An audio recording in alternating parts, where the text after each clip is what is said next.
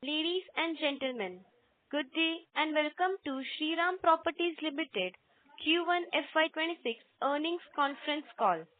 As a reminder, all participant lines will be in the listen-only mode, and there will be an opportunity for you to ask questions after the presentation concludes. Should you need assistance during this conference call, please signal an operator by pressing star then zero on your touchtone phone. Please note that this conference is being recorded. I now hand the conference over to Mr. Murli, Chairman and Managing Director from Shriram Properties Limited. Thank you, and over to you, sir. Thank you. Good evening, everyone, and thank you for joining us on our Q1 FY26 earnings call. I am pleased to report that Shriram Properties has started the year on a very strong note, delivering record operational performance and robust financial results while maintaining a healthy growth trajectory for the remainder of the year. We achieved our highest ever Q1 sales volume of 0.8 million square feet, up by 17% year on year, valued at 441 crores. This was supported by healthy demand across our key markets, particularly in the mid and mid-premium housing segments. During the quarter, we successfully launched our maiden project in Pune under the codename Superstar. Post-quarter end, we also formally launched Shriram Songs of the Year at Electronic City, Bangalore. Collections stood at 388 crores, up 5% year on year, and are expected to gain further momentum in the coming quarters.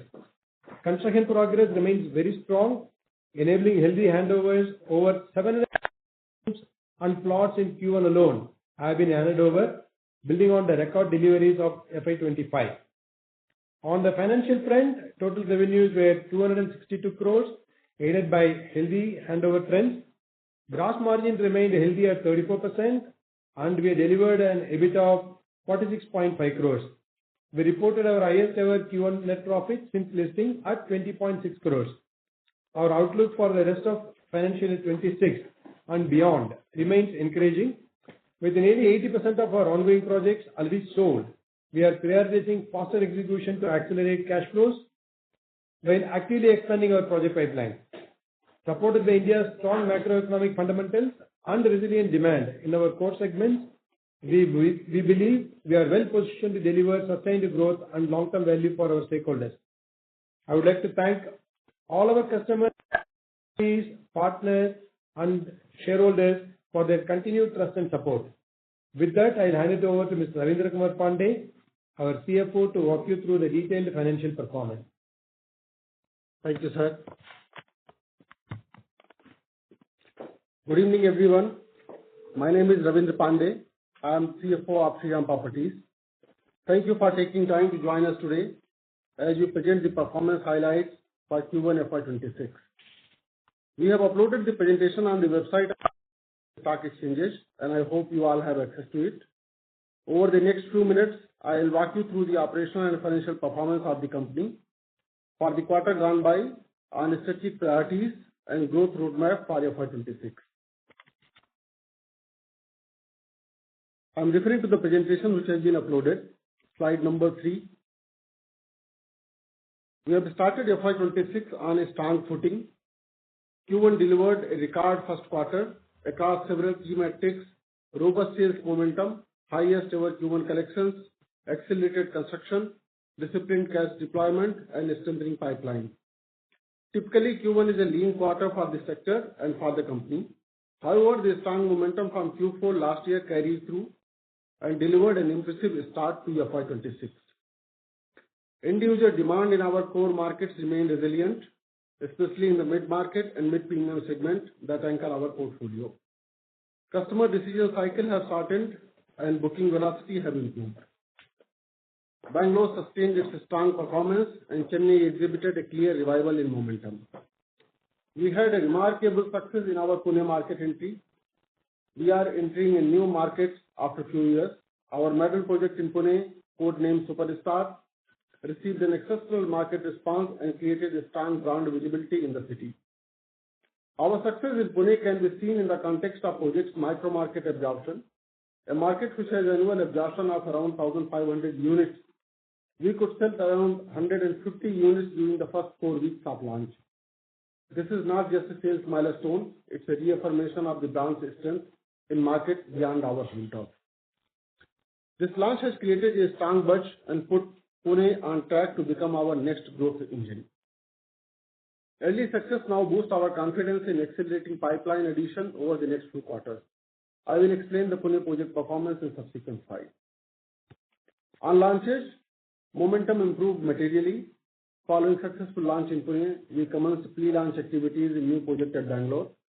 Launched under the code name The One, this project was launched during the first week of July and has received very strong response. Coming quarters are likely to be even more exciting. Our Calcutta new project have received approvals and gearing for Q2 launches.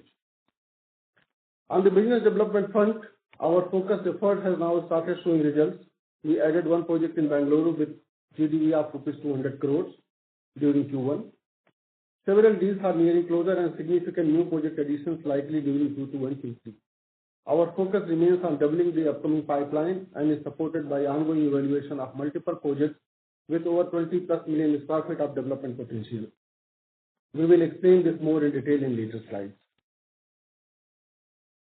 Referring to the slide number 4, KPI snapshots. Operationally and financially, this has been our best ever first quarter. Q1 sales volume reached 0.82 million sq ft, up 17% year-on-year. In value terms, we achieved sales value of rupees 441 crores, again by 17% up year-on-year. Q1 collections at 338 crore is the highest in any Q1 so far and is driven by healthy sales handover and milestone received. Over 740 units have been handed over to customers, again highest ever Q1 number for SPL. Our revenue grew 24% year-on-year to 262 crores. We reported gross profit of 82 crore, reflecting 70% year-on-year increase. Our operating margins have remained strong at 34%, demonstrating healthy project profitability. Our net profit is at new Q1 high of rupees 21 crores, up 18% year-on-year. These operational strengths reflect our disciplined execution, strong demand in core markets, and our ability to monetize inventory effectively. Higher sales, strong collection, accelerated construction, and disciplined execution set a solid foundation for FY26. Slide number 5. Looking at operational performance highlights, we achieved our Q1 sales in SPL's history. The growth was broad-based with sustained sales coming from ongoing projects, and our Madden Pune launch added meaningful uplift, validating the brand in new market. Sales volume of 0.82 million sq ft and sales value of 441 crores reflect both healthy demand and stable pricing in our micro market. The 17% year-on-year growth on both metrics underscores consistency and scalability of our mid-market strategy. Collections at rupees 338 crores was supported by robust milestone billing and steady handovers. With scheduled handovers and launches in Q2 and S2, we expect collections to strengthen further. We accelerated the construction spends in Q1 to pull forward execution. This enables accelerated milestone, faster collection, and earlier possession. Our focused efforts are to remain on or ahead of schedule. Staying ahead of RERA commitment is a key driver for rotation, reference, and lower post-handover issues. Looking at project execution highlights, Shriram Park 63 Phase 2 at Chennai with 0.5 million sq ft area received OC during Q1, supporting revenue recognition and improved handovers. We handed over more than 740 units, our best ever first quarter performance, that directly supports revenue recognition, collections, and customer goodwill. Roughly half the handovers were in JV BM projects, which means the earning impact partly accrues to our share of JV profits rather than consolidated top line alone. Revenue recognition momentum remained strong in our recently completed projects during Q4 FY25 and Q1 FY26, extending the momentum we saw in Q4 of last year. Shifting focus to financial performance on the top right box. Revenue growth of 24% year-on-year reflects strong handovers and milestone achievements, even though Q1 is typically a leaner season for the sector. margin discipline, product mix, and cost control translated into a 34% gross margin. Gross profit of rupees 82 crores, up 70% year-on-year, demonstrates inherent project profitability and operating leverage. We delivered a record Q1 PAT of rupees 21 crores, up 18% year-on-year, reflecting a strong operating income, lower finance costs, and contribution from JV profits. On the cash flow front, operating cash flow remains healthy. We repaid 77 crores during Q1, and we invested 75 crores into new project acquisitions effort to seize future growth. Lastly, on the project pipeline front, we added rupees 200 crore GBV project in Bangalore. The project is already in approval progress mode and are targeting to launch during S2. 6 projects with around 3 million square feet are at an advanced stage of diligence and documentation. Their closure likely in Q2, Q3. 5 more projects with additional 3+ million square feet potential are at last leg of their commercial closure and should move towards closure during S2. These project conversions are expected to expand our FY 26-27 launch and sales runway. Further projects with 20+ million square feet various stage of evaluation across 4 markets. This wider funnel provides option value and a multi-year runway, allowing us to stay selective while still aiming to double the upcoming pipeline over 18 to 24 months. Referring to slide number 6, FY 26 launches. Our Pune debut in May with codename Superstar delivered an exceptional response and demonstrated brand acceptance. Q2 launches are on track. In Bangalore, our new project under codename The One was launched during July. A strong pre-launch built up in Q1 likely translate into robust booking in Q2. In Calcutta, approvals for Shriram Springfield are in place, and the recent pre-sale effort have received overwhelming response and is being launched shortly. Further approvals for upcoming villas and commercial areas in Calcutta are also received. RERA filing underway, setting the stage for a step up in sales velocity. This launch pipeline combined with ongoing projects underpins our collections and sales visibility for the remainder of FY 26. Referring to slide number 7, codename Superstar. Here we are showcasing one of our most exciting milestone of the quarter, the grand launch of Shriram Spectrum in Pune. I am pleased to share that it has been an overwhelming success. The event saw strong participation from customers, channel partners, and stakeholders, underlying the high level of interest and confidence in SP's brand as we step into this new geography. The project itself is spread across 14 acres, overlooking the scenic Sayadri Hills, and offers over 60 curated amenities. It also features Pune's first ever downtown retail, making it a unique proposition in the market. With 2 grand clubhouse and its location in the heart of an educational hub, it appeals strongly to both enthusiasts and investors. The image on the slide captures the energy and scale of the launch, which eventually translates to 150 plus bookings and represents 36% of the supplies open for sale in the project. With the strong start, SPL is well positioned to accelerate its pipeline in Pune and strengthen its foothold in the city in the coming quarters. Referring to slide number 8, codename The One. In July, we had the grand unveiling of the project, codename The One, in Bangalore, and the response was nothing short of phenomenal. This project is strategically located just 15 minutes from the Electronic City Toll, making it a compelling choice for the professionals and families seeking both convenience and quality living. It features signature 2 and 3 BHK residences, starting at an attractive price point of 92.99 lakhs, making it highly competitive in its segment. We saw a tremendous pre-launch response in Q1, with interest levels far exceeding expectations. Importantly, this early momentum has directly translated into a strong booking in Q2, setting a positive tone for the project sales trajectory going forward. This launch further reinforces SPL's ability to create high-impact market entries, combining a strong location advantages, appealing product design, and targeted marketing to drive immediate results. Referring to slide number 9, FY26 project completion. During Q1, we have deliberately increased execution spend to facilitate faster deliveries ahead of committed timelines. Our project Park 63 2B, consisting of 316 units, reached the OC milestone in Q1. In Q2, two projects are scheduled for OC. Shriram District is about 0.2 million square feet, has received OC in August 25, and Shriram Solitaire, about 0.3 million square feet, has received fire and OC already and awaiting OC. Faster execution and delivery remain a priority. This will drive both revenue recognition and customer collection. Referring to slide number 10, FY26 project pipeline. We are actively working towards our mission strategy of doubling the project pipeline over the next 2 years. We have made reasonable progress and the momentum is visible, raising our confidence levels. During Q1, we added one project in Bangalore with GDV of rupees 200 crores within short period of acquisition.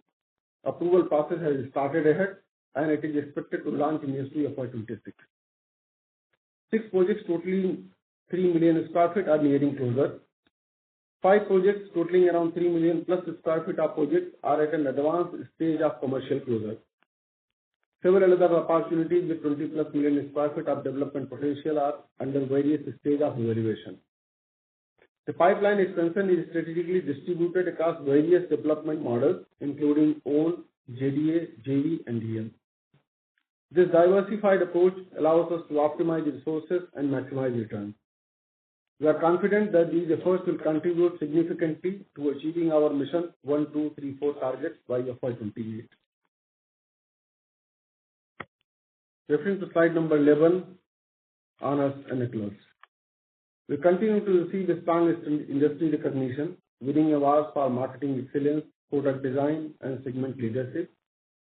These accolades enhance brand visibility, build customer trust, and reinforce our positioning in the mid-market housing segment. Referring to slide number 13 and 14, financial highlights. Revenue from operations stood at rupees 242 crores, a 57% year-on-year, supported by the momentum in project handover trend continued from Q4 FY25. Our total revenue grew 24% year-on-year to 262 crores. This growth was primarily driven by handovers in recently completed projects, Park 63, Pristine Estates, Liberty Square, and Gandwan. Accordingly, our gross profit is high at 82 crores, reflect robust 34% margin and a healthy 70% year-on-year growth.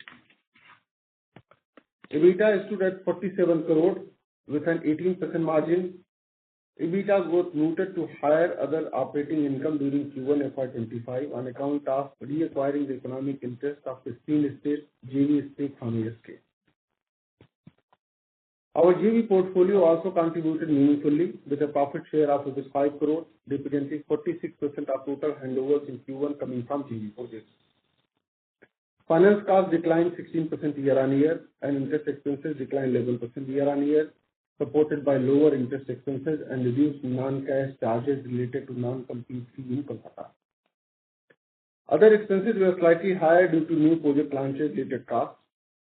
All of this translated into a healthy net profit of rupees 21 crores, making an 18% year-on-year growth. Overall, following the strong rebound we saw in Q4 FY25, our revenue and profitability momentum has carried forward into Q1. And with the new project reaching OC stage, we expect this robustness to continue in the coming quarters. Referring slide number 15, consolidated cash flow.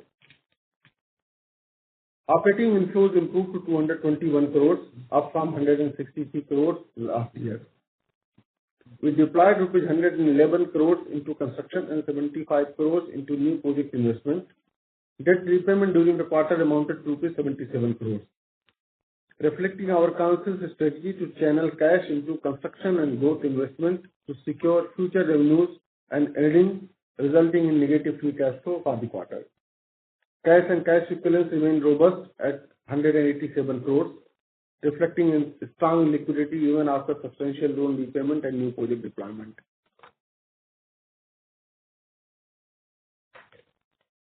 Referring to slide number 16, debt profile. Gross debt stood at rupees 567 crores, down from 646 crore in March 2025, with a net debt of rupees 380 crores. Our net debt to equity ratio of 0.28 among the lowest in the sector. The cost of debt remained at 11.3%, with potential to reduce further in the coming quarters. The majority of our debt is construction linked, aligning with revenue generation. Referring to slide number 18, Mission 1234. You have seen this slide in our earlier discussions, but it is worth bringing back as a reminder of the ambitious mission we set for ourselves. This is not just a target on paper, it's a roadmap we are actively executing, and I'm confident we are firmly on track to deliver it by FY28, and our entire management attention is aligned toward this end.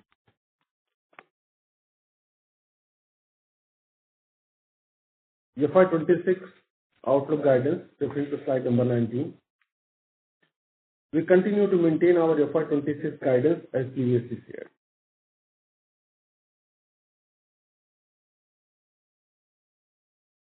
To summarize before I end the presentation, first quarter has set a clear benchmark for the year. We delivered our strongest opening quarter on record, marked by record collections, robust revenue momentum, healthy profitability, and meaningful deleveraging alongside calibrated investments for future growth. Launches in Pune and Bangalore validate our product strategy, and Kolkata is launch ready. Execution is ahead of plan, cash discipline is intact, and the business development funnel is deep and progressing. On behalf of the management team, I reaffirm our commitment to governance, customer experience, and value creation. Thank you. I now hand over the call back to the operator, and myself, along with our CEO and CMD, will be glad to answer all your questions. Thank you very much. We will now begin the question and answer session. Anyone who wishes to ask a question may press star and 1 on their touchtone telephone. If you wish to remove yourself from the question queue, you may press star and 2. Participants are requested to use handsets while asking a question. Ladies and gentlemen, we will wait for a moment while the question queue assembles.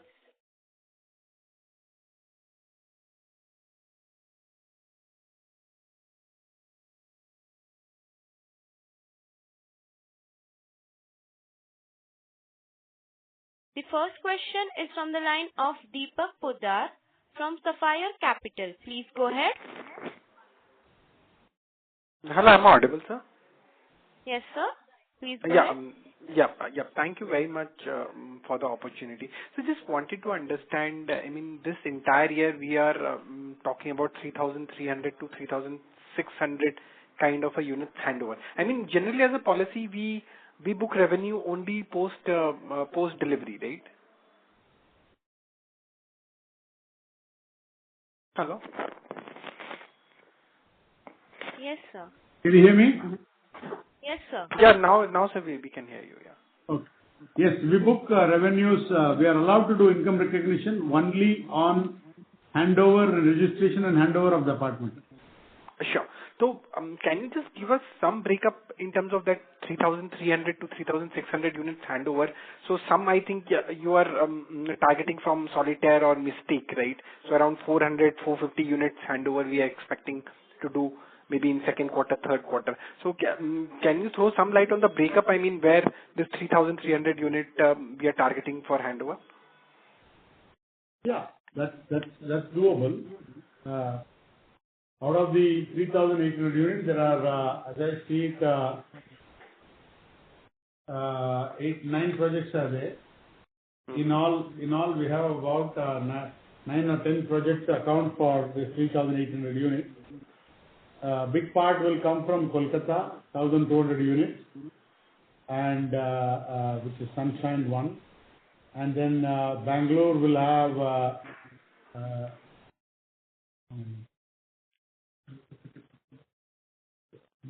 about 1,800 units will come from Bangalore, and rest is in Chennai. So out of the 3,300, 1,400 units is from Kolkata and 1,800 units is from Bangalore. Yes. Yes. Okay. And the OC of these projects, when we are expecting to get, I mean, this, for example, these two projects you mentioned, the OC is in the second quarter. It will be spread across different quarters. It will be spread across different quarters. And Okay. Okay, it's spread across different quarters. yes. Okay, understood. And something on the debt part, how should one look at debt? I think around 650 to 700 crores kind of a debt level we have. So how should one look at debt outlook for next 2 years? So debt currently is 567 crores is the gross debt. Net debt is 380 crores. Mm-hmm. And going forward, we are not looking at a significant jump in the debt. So mostly we have been borrowing debt for the construction finance. The new project launches, we may borrow for that, but we are continuously repaying the debt of the ongoing projects as well. So you were not audible. Your voice cracked. Can you just repeat? We are saying the current debt is 567 crore. Our net debt is 380 crore. Okay. We are not looking for any significant movement in the debt from the current level. Though we will continue to borrow the new loans for our construction financing needs. But from the ongoing projects, whatever the collections are coming, we will continue to repay also the construction debt what we have already taken. So we are not looking for any significant jump in the debt level. Okay, because we repaid around 77 crores, right, during this quarter? Yes. From the cash flows? Yes. Okay. Yes. Okay. Fair enough. Yeah, that would be it from my side. All the very best to you. Thank you so much. Thank you. Thank you, sir. Ladies and gentlemen, to ask a question, please press star and one now. Participants who wish to ask questions may please press star and one at this time. The next question is from the line of Raj Mehta from Raj Mehta and Associates. Please go ahead. Yeah. Good evening, sir, and thank you for the opportunity. So I wanted to ask few questions. First one is related to the cost of debt. Since the repo rate has been reduced and RBI in last 12 months have tried to lower the rates, but still I think our cost of debt is on a higher side. We have not got that advantage.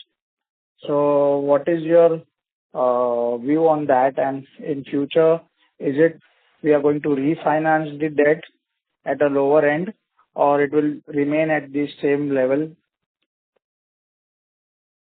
So currently our debt rate is 11.3%. And the first RBI, the rate cut what was done by the RBI, the first rate has already been passed on to us. Hence, you look at that, our debt rate has come down to 11.3 in March 25 itself from 11.6. Now, recently we have been written to all the lenders to reduce the debt cost. But what is happening that most of the debts what we have, that is they have the revision cycle. So every quarterly they will revise the rates. So now the revision has to happen, and going forward we are looking at the borrowing cost may come down. Whatever the new borrowings that we are doing that are the much lower level, they are less than 10%. Going forward, we are expecting that these rates will come down further. Okay, less than 10 means on lower between 9.5 to 10 or 10.5 to 11? So if I can just clarify, these are construction finance on de-risk projects. You tend to get a lower rate. There will be 9.75, 10. And so it is not going to be a weighted average cost of debt is going to go down to 10%. We will, I see a limited potential from current levels. Maybe a few basis points can go down, but it's safe to assume our cost of debt will be hovering around 11%, give and take 5-10 basis points here and there, both sides. We will not be in a blended cost of 10% is very difficult to achieve given our current loan portfolio. Okay. And sir, second is with respect to, I wanted to understand regarding the industry structure. since the RBI has done everything which what they can do, and they have pushed the rates down, so the affordability has increased. But on ground, the demand scenario is not so resilient or so strong that if we see the other real estate companies also, the momentum has been lost, which was there in last year maybe. So how do you feel, how are the micro markets which we operate in, say, in Bengaluru and Pune, which we entered recently? What is your view on those markets where the demand scenario, whether it has been on a slower end, and we have to give some schemes for the payout so that we can create that demand and push the sales, or it is coming by natural and the conversion is happening on a higher end? Thank you, Raj, but we have a slightly different view compared to the view expressed by you. Underlying demand remains strong. I don't think a huge momentum loss is there, at least in our core markets of Bangalore, Chennai, even in Pune that we have seen. We see a continued, in fact, it has picked up. Chennai's absorption or sales velocity has actually come back during the last quarter, the April-June quarter. We have seen a full recovery it's an unusual for the current season. It's a lot of inauspicious period, lean season for the industry, at least in South India. And in that period, we have seen a reasonable bounce back or reasonable momentum even in Chennai. But also we have seen a reasonable pickup both in launches and in absorption in Bangalore as well. As you may recall, we had reduced supplies. Like number of launches were very few in Bangalore during Q3 last year and to some extent in Q4 last year. It was a more supply-driven lower absorption which was seen in the last year. That trend has actually changed. We have seen a lot of new launches coming through, and absorptions have been fairly satisfactory. In fact, stronger year-on-year compared to last year first quarter. You cannot compare Q4 versus Q1. Seasonally, Q4 is the peak for the sector. Q1 and to some extent Q2 are the lean period for demand in South India. Only after the Ganpati and Diwali sets in, the auspicious period starts and you'll see a big momentum. So I think market-wise it's doing well. The top end of the market has seen a little bit of choppiness because I guess that's what you are all referring to, and that's why you say what you said. Because top end of the market is dependent on investment demand rather. That investment demand tends to be a little bit choppy when alternative source of capital like capital markets tend to be choppy. Whereas the end user driven demand, which is the mid-market, mid-premium, where people buy for their own stay, not as an investment, that demand has remained reasonably strong actually. And with the declining interest rates, therefore we should see, barring any global big negative news impacting jobs certainty, otherwise we should see a fairly steady growth in underlying demand from end user segments, end use customers. Yeah, my only concern was because the IT companies have started layoff, and Bangalore is the major hub where most of the IT companies have their premises, have their offices. So you picked up one news article. I'm just trying to clarify to you that in the same papers you have seen that TCS has gone on record to the Karnataka Labour Commissioner. We have not identified. It's our CEO statement. We don't know. We don't have the exact number of people. That is one part, right? We don't know. Some of these are Economic Times, CNBC creations as well. Second part of the story is very simple. The GCC market, which is the global capability center, has picked up a lot of momentum in Bangalore, Hyderabad, or according to again the same CNBC story yesterday before. Yes. Bangalore, Hyderabad have become big hubs. and Chennai is closely following. There's a third big hub of GCC in South India, and Pune being the on national scale, Pune is another big market which is coming up apart from few other cities that they have talked about. So GCC market is growing tremendously. Marginal, a small shrinkage in IT programming side of the job should get compensated according to whatever I'm reading from the research. I'm not an expert. Whatever I'm reading from the public domain, there is a compensatory reasonable strength in headcount addition in other sectors.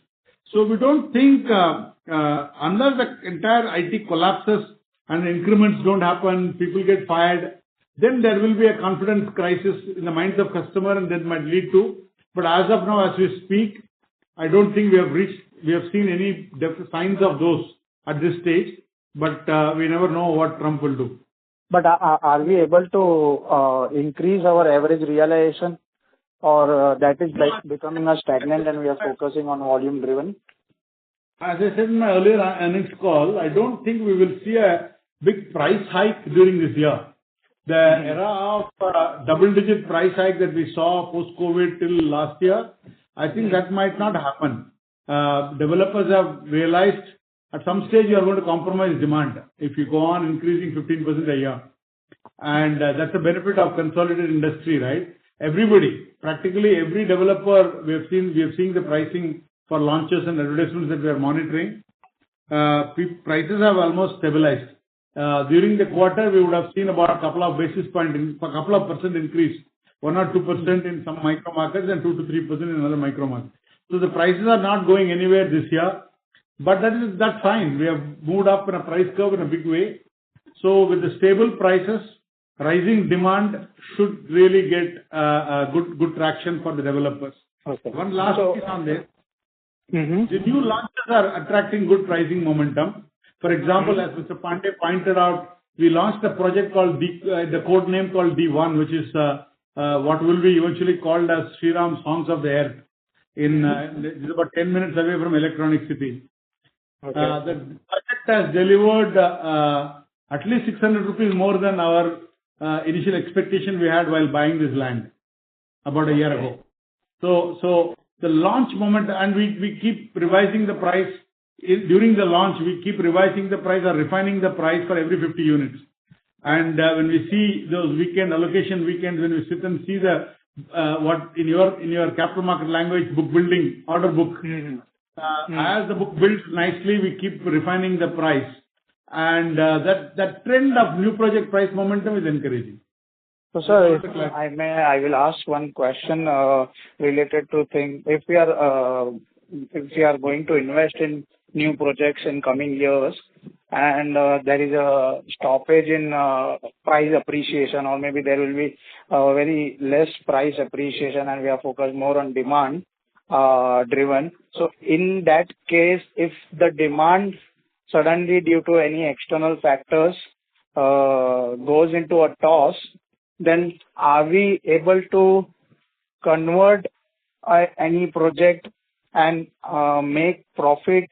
Do we have that much of gap in case any demand worsens and there is a break even, or if not even break even, or we can make a sufficient ROE on that project? How are you taking these things into mind when you are going into new deals or new land acquisitions or new JVs? Very interesting perspective you are throwing. I want to clarify, we are not an FMCG company, and so we will have our own volatility like you have in stock market. We will have our own ups and downs on the demand and pricing, and the pricing of any new land acquisition is not done based on today's price. It is about a very cautious view we take. And as you know, we have as you can see from the financials, we have about 34-35% gross margin potential. And the project land cannot be acquired. Nobody is going to underwrite a selling price for you. I wish somebody is underwriting me on a Sensex while I enter. I don't think it ever happens in life. FMCG is the only one. That's why they get what they get in the multiples. All of us, the rest of us in the industry in the world are all prone to cycles. All I can say is housing demand is here to stay for some more years. It's not reached the peak of the cycle. And price volatility, we all of us did not complain when prices went up 14-15%, including the customers were still running and chasing. So at some stage it has to stabilize, as you call it, consolidation of the pricing, like it happens in index and the capital markets. It will happen here as well. Someday you have to consolidate, and once the market consolidates, it will start moving either way, depending on how the demand trends are. So if the prices becomes uncompetitive, then we have to slow down. We cannot keep on growing at a loss, right? Everybody does it. If the pricing is not viable, then projects don't take off. Land prices will correct automatically. That does not mean that what we are securing today will be under-returned by some third party. We have to underwrite ourselves. Okay. And so last question, since the IPO, we have been doing a wonderful job from a loss-making to a profit-making company. But the actual impact has not been reflected in the market capitalization. Can you throw some thoughts on that? And all the best for the future quarters. I would hear your thoughts on it, because you guys are determining the stock price, not me. We keep doing our work. We keep delivering volumes and earnings, and our PE keeps going down. We are one of the lowest PE companies in the listed space today as we speak. And price to cash, price to sales value, price to whatever you want to compare. So I would like to hear some of the more knowledgeable people on this call to help us understand what else that company needs to do to revive or to get a fair valuation in the market. But we don't really like to focus on stock price. Yes, we want shareholder value to be appreciating, but we don't want to play to the capital market. We want to do our job correctly, deliver our earnings and results, and I'm sure market will one day appreciate the consistency of our earnings, consistency of our delivery, and more importantly, meeting our promises most of the time. So one advice, if you can do investors conferences in particular areas, and you can attract the investors, foreign investors, our mutual funds, DIIs, and family offices, then we might be on the better side. Thank you. Good, sir. We will try to follow.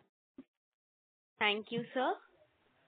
The next question is from the line of Amit Mendale from Robo Capital. Please go ahead. Thanks for the opportunity. My first question is on the handover. Again, I think we are planning to hand over about 3,300, 3,600 units. How much of that, we are planning to do in Q4? Q4 of this year. Q4 FY26.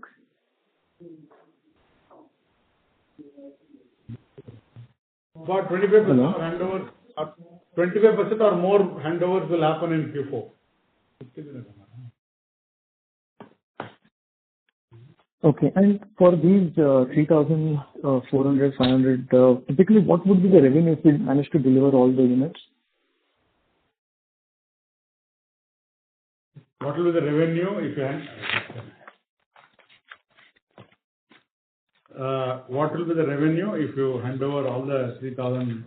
So roughly, difficult for me to bet. Roughly some ballpark number. I would indicate maybe around 1,200, 1,300 crores of revenue minimum. Right. Thank you. And my next question is on the EBITDA. Now, we are looking to sell, close to 3,000 crores again. And why, for these sales, what for EBITDA are we targeting at the company level, not at the project level? You are not audible clearly. Repeat the question. Yeah.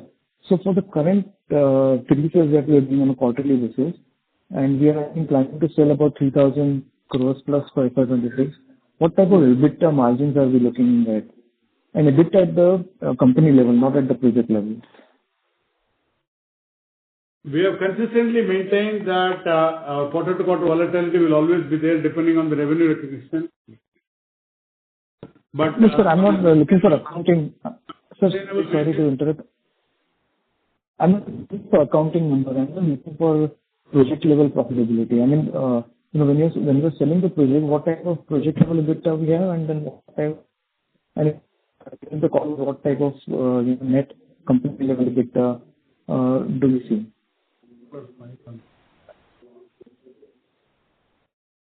Sorry, I don't think I follow your question. Are you saying what is the EBITDA likely? Are you saying what is the accounting treatment? Or I'm sorry, I'm not able to follow. I'm not talking about accounting. I'm just asking for the current pre-sales, what type of EBITDA are we targeting currently as we are selling? That's what I was answering. And since you said you had a clarification, that's why I stopped. As we have consistently maintained, in our business, EBITDA quarter to quarter will be volatile depending on how much unit recognition you have and what is the portfolio of the project that you are income recognizing. Therefore, I will talk about an average annual EBITDA margin.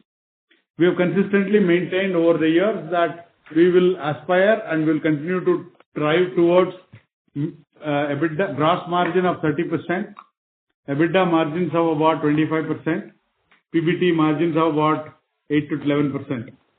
And I think we have, most of the times we have been in that range. Okay, perfect. Thanks. That's it from my thank you. Thank you, sir. The next question is from the line of Rakesh Kumar from Right Shopping Private Limited. Please go ahead. Yeah, thanks for the opportunity. My question again is on the handover guidance again. You are targeting a handover guidance which will grow by 14% in 26. In that case, should we presume that the top line for 26 would grow by 14%? It could be slightly higher than that, as we said just now. It's not. It will be more than that because that's the nature of the project. When we gave the guidance, we did go bottom up, and I believe we will most likely be upwards of 1,250, 1,300 crores. Okay. My second question is about that JVA. How much handover this year you are targeting under JVA?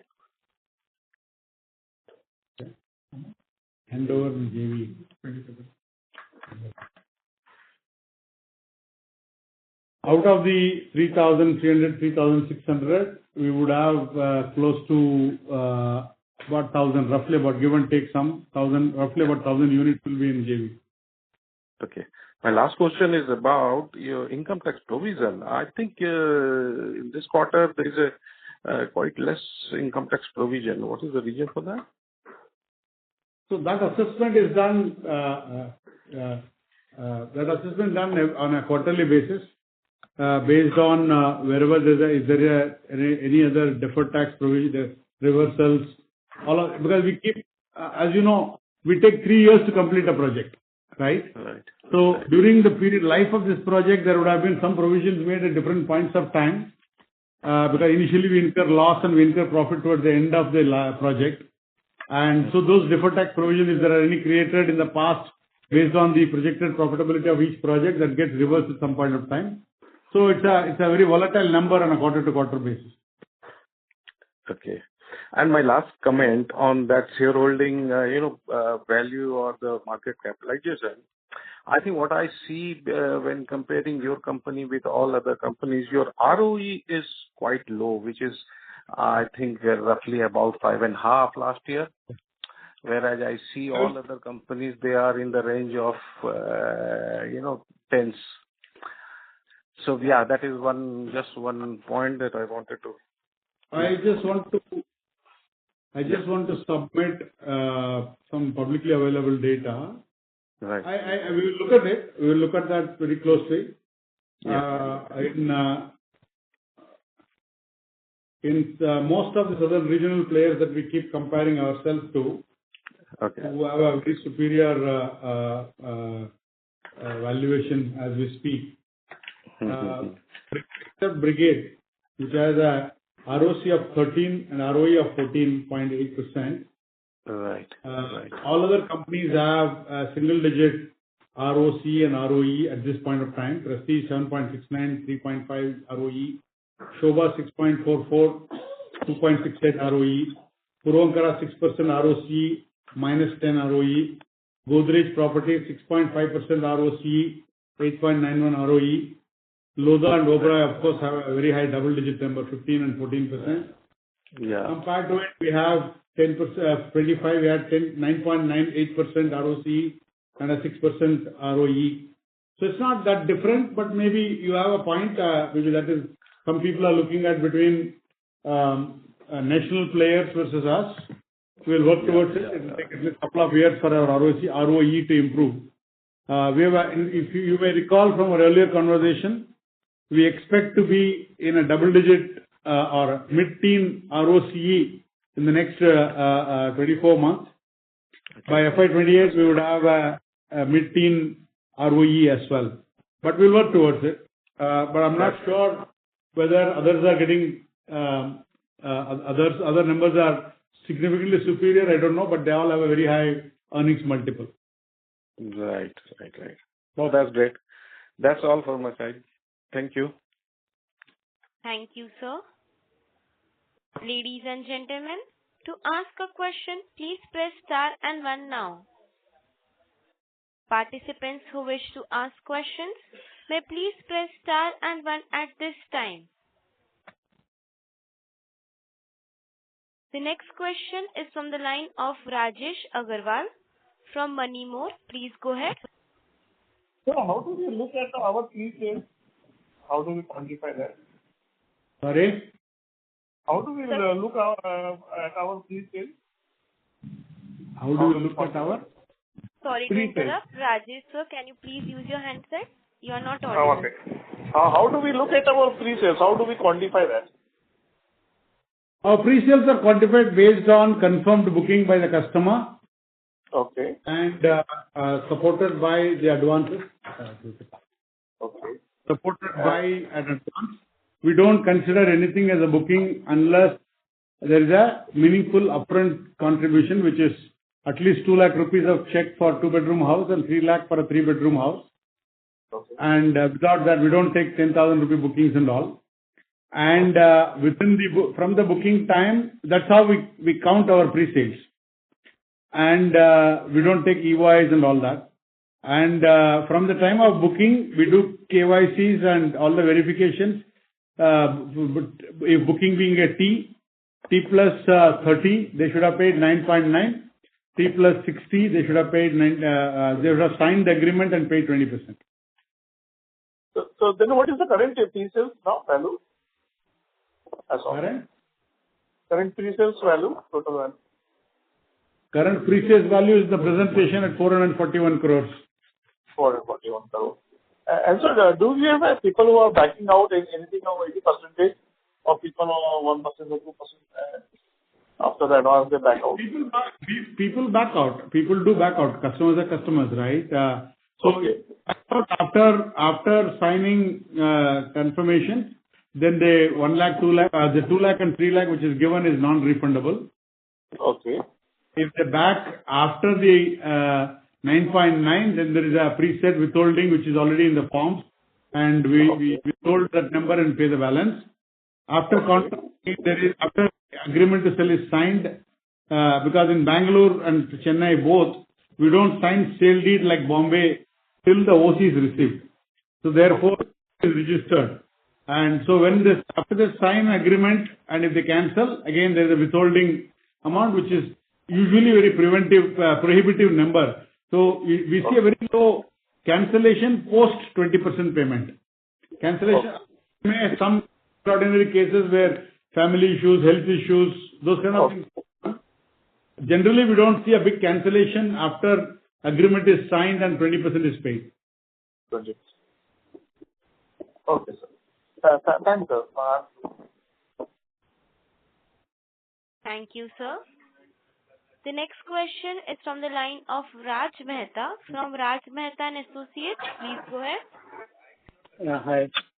Sir, I just wanted to ask one question, whether Aurum Real Estate, which invested in us, whether we have started getting any benefit, or it's a pure investment and their platforms have not, we have not been benefited from the platforms or from the company's insights or the company's advice?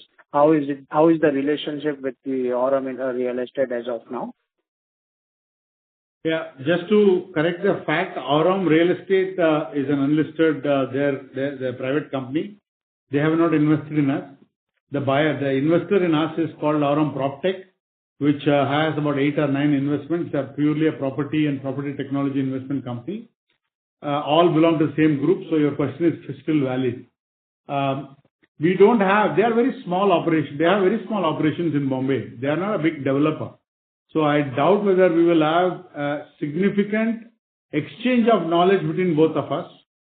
But we, as an investor, as a member on the board, we learn a lot from Mr. Ashish Deora's insights in terms of managing the project, in terms of cost controls and systems and process, and so on and so forth.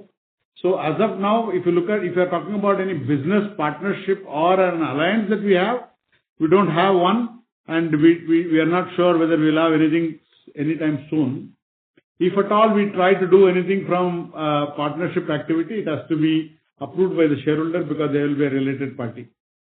As of now, I think we are only benefiting from their investment as it's a pure strategic investment by them in our company, and they are one of the largest shareholders for us and also a member on the board of the company. Beyond that, the relationship doesn't go. Okay. And how is the relationship with ASK growing? Since we have completed many projects, and whether we got any future investments from ASK?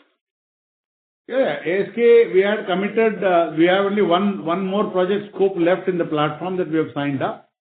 But like ASK as well as a few other brand names, we are working with in terms of creating new capital, because they all commit capital from a particular fund and then they have to raise a new fund to be able to commit further funding money.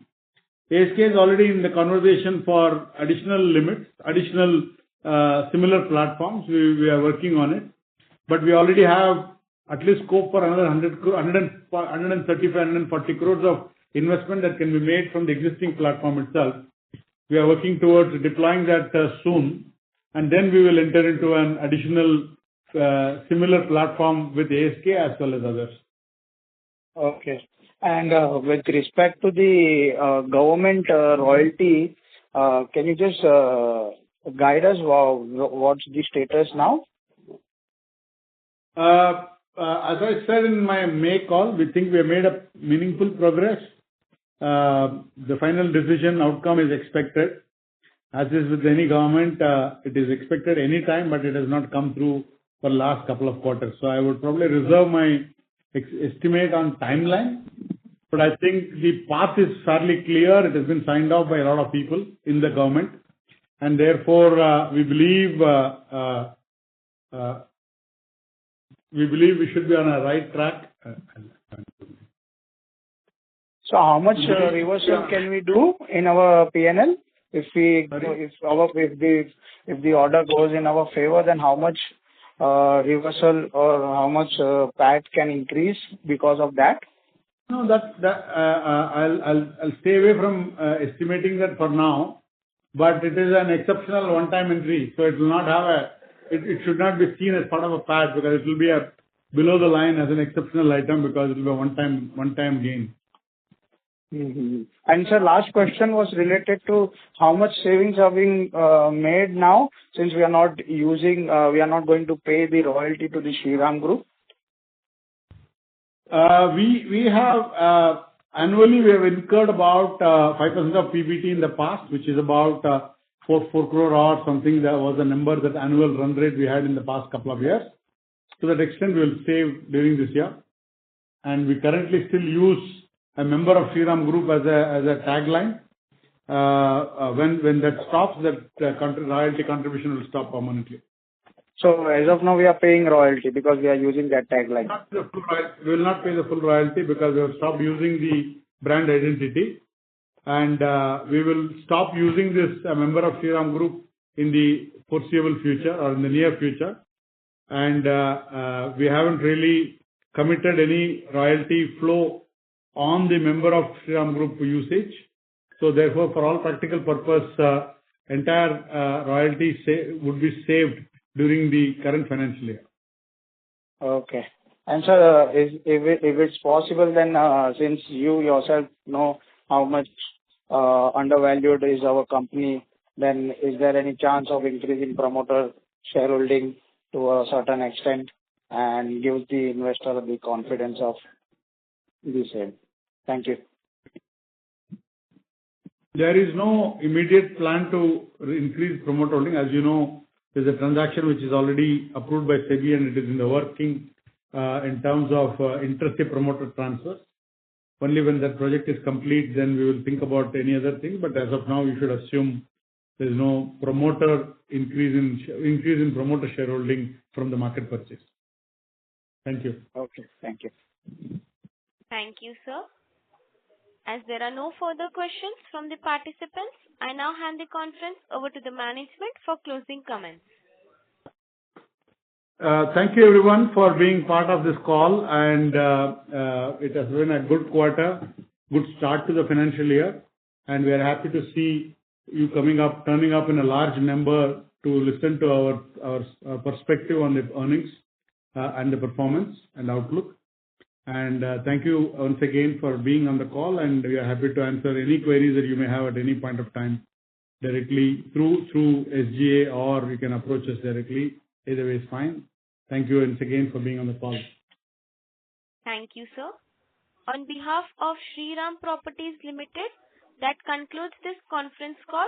Thank you for joining us, and you may now disconnect your lines. If you found this video helpful, please like, share and subscribe to Concall India for latest upcoming Concall.